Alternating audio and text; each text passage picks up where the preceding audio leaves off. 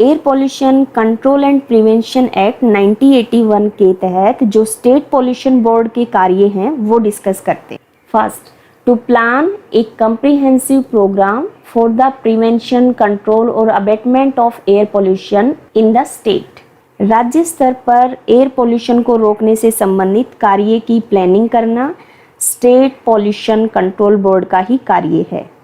Second function is to advise the state government on any matter concerning the prevention, control और abatement of air pollution। Air पोल्यूशन रोकने, नियंत्रित करने व कम करने में स्टेट गवर्नमेंट को सलाह देना। Third function is to encourage, conduct and participate in investigation and research related to problems of air pollution. राज्य स्तर पर एयर पोल्यूशन को रोकने संबंधित किसी रिसर्च कार्य को कंडक्ट करना और ज़्यादा से ज़्यादा लोगों को एनकरेज करना भी स्टेट पॉल्यूशन कंट्रोल बोर्ड का ही कार्य है। Fourth function is to collaborate with the central board in organising the training of persons engaged और to be engaged in programmes related to air pollution, to organise mass education programme relating thereto. Air पोल्यूशन रोकने के कार्य से जुड़े लोगों की central pollution control board के सहयोग से ट्रेनिंग करवाता है।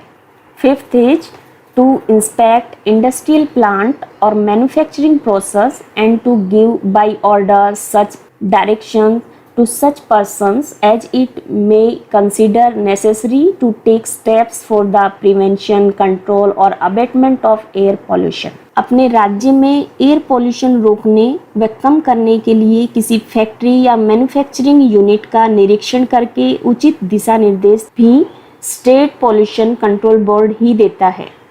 Sixth is to inspect air pollution control area at such interval as it may think necessary, assess the quality of air therein and take steps for the prevention, control and abatement of air pollution in such areas।